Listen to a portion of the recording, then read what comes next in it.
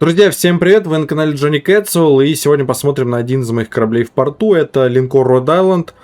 Фишки, по сути, это Джорджия, но с орудиями Флориды, которые прокачали под 10 уровень. И также у линкора есть американские льготные углы. Понравится обзор, подписывайся на канал и ставь лайк, а также комментарий. Если хочешь играть в Warships, то качай игру по моей ссылке. Начнем с бронирования. Центр, как у Джорджи, 38 мм. И такая броня может танчить некоторое количество фугасов. И если поведет, бронебойные снаряды вас не пробьют, будет рикошет. Но против Голиафа, Гинденбурга вы долго не простоите. И под плотным фокусом тоже. Быстро линкор уйдет на дно. Если у Джорджи стандартно оконечники 32 мм, то разработчики значительно ухудшили Rhode Island. Здесь оконечники 27 мм, это уровень Демойна. И сюда прилетает колоссальный урон. Если противники знают, то с линкора калибром 4.6 и выше сюда кидают, вытаскивают 25, 1030, может быть 40. И также пробивается в оконечке цитадель. В бою вы это посмотрите. Здесь траверс 216. Очень больно. С Ямато прилетит, с Монтаны. В корме еще все хуже. Здесь траверс всего лишь 16 мм. То есть ваша цитадель держит слой 27 и 16. Бортовая броня, как у Джорджии, тоже пробивается. Тоже достается цитадели. Поэтому корабль под фокусом, под ББшным огнем в борт, в нос, плохо живет. Играйте от средней дальней дистанции. И единственное, что вам поможет выживать, это скорость и быстрый откат ремонтных команд. Запаса ХП у Rhode Island мало, всего лишь 77 850. Это показатель линкора 9 уровня. И такой ХП может быстро обнулиться, и линкор пойдет на дно. ПТЗ 26%, также очень плохой показатель. Вооружение американца 3 башни по 4 ствола калибром 356 мм, как у Мальборо или Флориды. Перезарядка быстрая, 22 секунды, как у Бургуни. Поворот на 180-36 секунд. Рассеяние 225 метров. Линкор точный. Точность сопоставима с крейсерами. Вы будете попадать. Дальность 24,4 км. Хорошая дальность, по авианосцам хватит. Проблема здесь в баллистике. Снаряд летят по навесу, она американская, близка к Монтане. Не лазерган, как Слава. Нужно привыкнуть, и не всем зайдет. Из снарядов у Rhode Island фугасы и бронебойки. И использование их в боях примерно 50 на 50. Потому что бронебойный снаряд не пробивает гарантированно 25 мм. Вам придется сжать фугасы. Максимальный урон фугаса 5000. Вероятность поджога 31%. Бронепробитие 59 мм.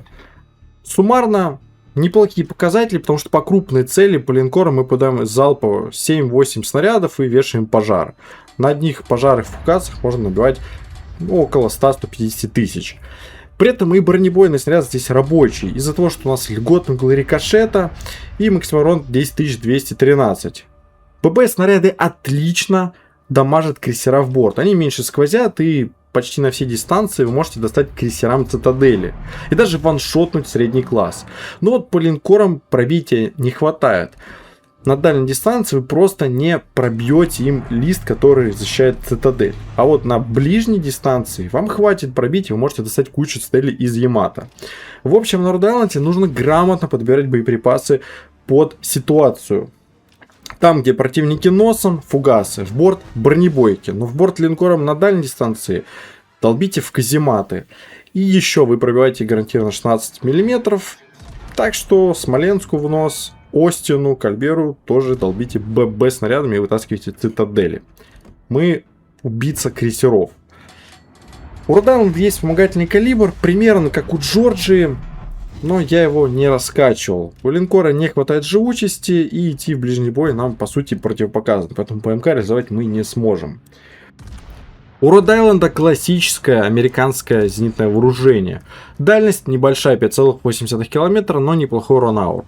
На практике вы будете сбивать самолеты 8 и 10 авиака, но в соло против 10 или 11 не отобьетесь. Однако Rhode Island не является какой-то приоритетной целью для авиации, так как линкор быстрый и за счет скорости можно уходить от торпед. А также из-за стиля геймплея средней дальней дистанции авиак вряд ли будет на вас летать и найдет что-то себе удобней. Короче, линкор против авиации чувствует себя достаточно комфортно. Явно лучше, чем Ямато или Монтана. В крайнем случае, ищите союзников и отбивайтесь вдвоем или втроем от авиации. Максимальная скорость хода 34,7 узла. Но это в стоке. У линкора есть форсаж, который прибавляет еще 15% к скорости. И также мы можем без проблем взять перк расторопный. В результате по прямой эта махина разгоняется до 42 узлов. Это очень круто. Это линкор. Такая скорость позволит вам эффективно перемещаться по карте, оказываться там, где нужно, там, где есть урон, догонять противника или отступать из каких-то неприятных ситуаций.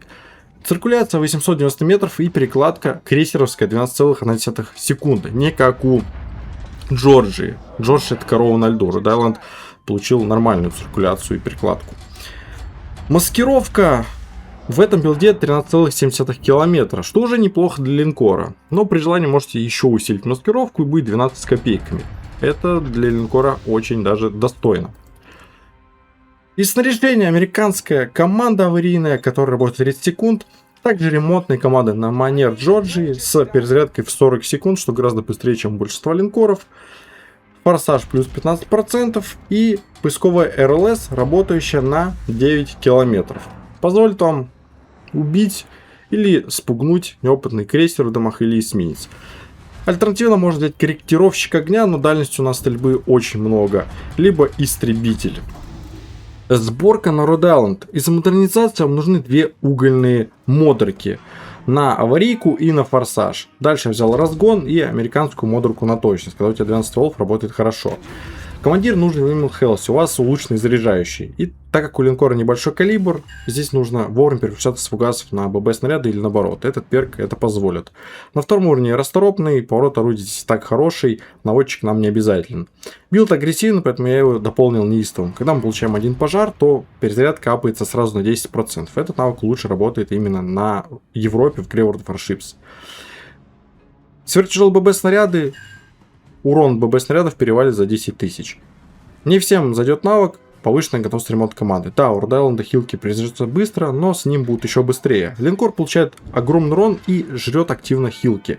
Спустя 10 минут вы можете остаться вообще без 5 хилок. С этим навыком, когда вы получите 2 миллиона потенциального урона, вам дадут еще одну хилку. И это работает. Может зарешать в конце. Альтернативно берите маскировку, либо противопожарку. Подготовили американца, давайте смотреть бой. Карта край вулканов.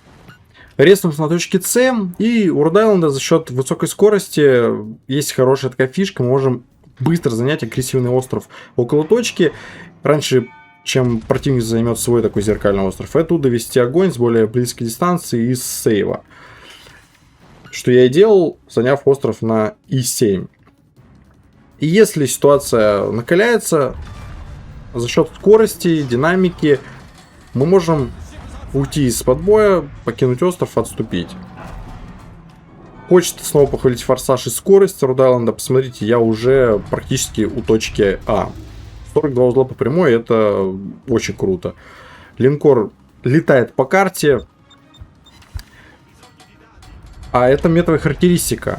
Скорость сейчас топ в нынешнем рандоме, чтобы все успевать и у тебя была живучесть. И поверьте, иной раз лучше высокая скорость, чем куча брони. Добиваем Ругума. Хочу отметить неплохую точность Род Айленд, даже по эсминцам. У меня были моменты, где я клал 7 снарядов, и это больно, эсминцу прилетает 10 тысяч. Вижу Агая, его сжигаю, так как он далеко и держит ромб. Фугасы нам нужнее в этой ситуации. Ну и ББ здесь достаточно неплохие, так как льготные углы рикошета и точность, они вырывают неплохой урон в борт и в небольшие скосы из линкоров по казематам. Вообще ББшками подлавайте в основном крейсера. В ровный борт вы можете вообще ваншотнуть какой-нибудь ЗАУ, например. У вас неплохая точность. При этом небольшой калибр будет давать меньше сквозняков. Конечно, в этом бою таких вы залпов не увидите, но можете пересмотреть стримы, там были и ваншоты, и в Петропавловск, и где-то в авианосец. Это может Род Айленд.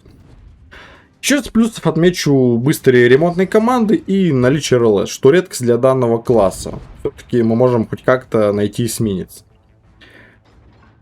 Rhode Island не стоит воспринимать как классический линкор. Он не может дать большой урон по линкору на дальней дистанции. Просто банально не пробивайте пушками ему бронелист.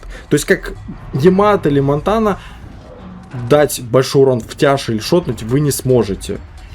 Rhode Island это не линкор, это крейсер в слоте линкора, ну или же линейный крейсер. По сути это такая бургунь с усиленными пушками Пуэрто-Рико. Но при этом из-за совокупности характеристик играется он реально очень неплохо. Потому что вы быстрые, у вас хорошая скорострельность, оба снаряда эффективны, есть РЛС. И поэтому играть очень даже комфортно. В общем, это хорошее приобретение в ваш порт.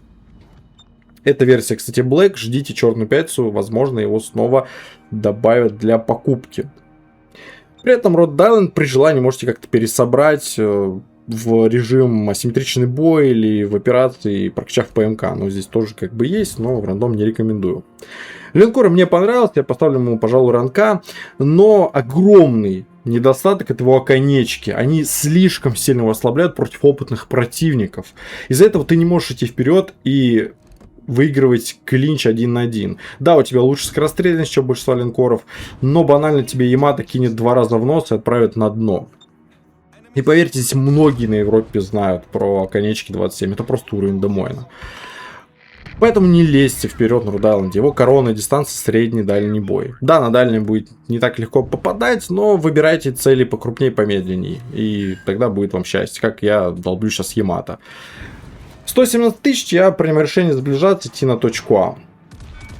Да, у меня были интереснее бои, чем этот, но он показательный. Ведь в конце увидите тот самый минус с оконечкой. А бой с большим количеством урона я, к сожалению, не записал.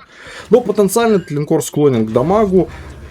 Хорошо он его набивает. 160, 180, 1200, даже 300 вполне осилите.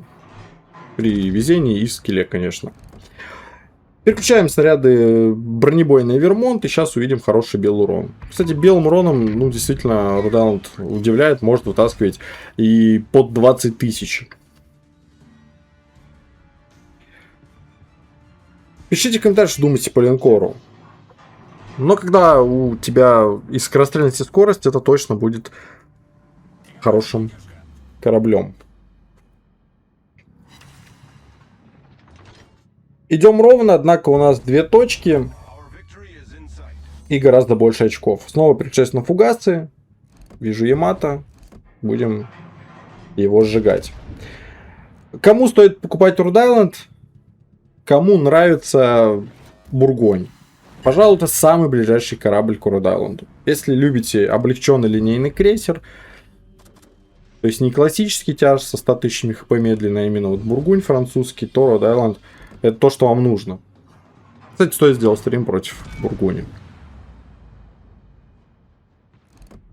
Бронебойные снаряды, но уже Ямато подкручивает и ловит несколько рикошетов. Как контрить Rhode Island? Безусловно, стреляйте ему в носовую обшивку и не чините один пожар. Потому что это такой фугасный линкор, чтобы потом не повесил 2. Нагружайте с торпед, с эсминцев, стреляйте с авиации. Но помните, у него есть РЛС и злые ББ снаряды с неплохой скорострельностью. Интересно, удастся ли мне взять точку А, или меня забьет Ямато захват. Кстати, сами следите с аварийками противников. У кого она сбита, стреляйте фугасом, переподжигайте. Итак, у нас результаты 195 тысяч. И уже почти конец боя, 103 очка. Идем дожать славу. Казалось бы, что может пойти не так. У меня 50 тысяч. Но, поверьте, эти хп быстро растают. И Rhode Island уязвим. Если бы, конечно, у него конечки были 32 мм, как у Джорджии, цены бы ему не было. Почему я, кстати, решил взять Rhode Island? Его нет на лесте. Вы все-таки получите уникальный продукт, который не копирует корабль из другой игры. Непробиваемый славу 5 непробитий. Попал, видимо, я в барбет. А вот какой-нибудь стандартный линкор, скорее всего, пробил бы и кританул башню. Еще раз, бронебойный снаряд, смотрите, какая точность. И вот он, урон 9400. Неплохо. Я принимаю решение банально таранить славу. Слева Сан-Мартин. Нужно было заранее уже переводить орудие, но вдруг таран не случился. Я еще раз даю залп славу. Она убивает моего Юяна. Ситуация начинает очень резко накаляться, и даже весы переваливают в сторону противника. Все, точно таран. Я переключаю внимание в крейсер Панамерики. 27 тысяч, но мне линкор СССР банально и тупо пробьет в нос цитадель. Я бы и не смог сторонить, здесь Шимакадзе кинул свои неприятные торпедки. Но если бы я просто чуть-чуть позже, буквально 2-3 секунды, то Сан-Мартин отправился бы на дно. В любом случае, это победа 219 тысяч. Бой показательный, где мы работали часто фугасами, ББ вытаскивали белый урон и нам пробили в нос цель. Род-Айленд легкий линкор Америки с хорошей скорострельностью, скоростью, радаром. Смесь Джорджии, Флориды и Бургуни. Спасибо за просмотр, подписывайтесь на канал, ставьте лайки. Всем удачи, побед, пока!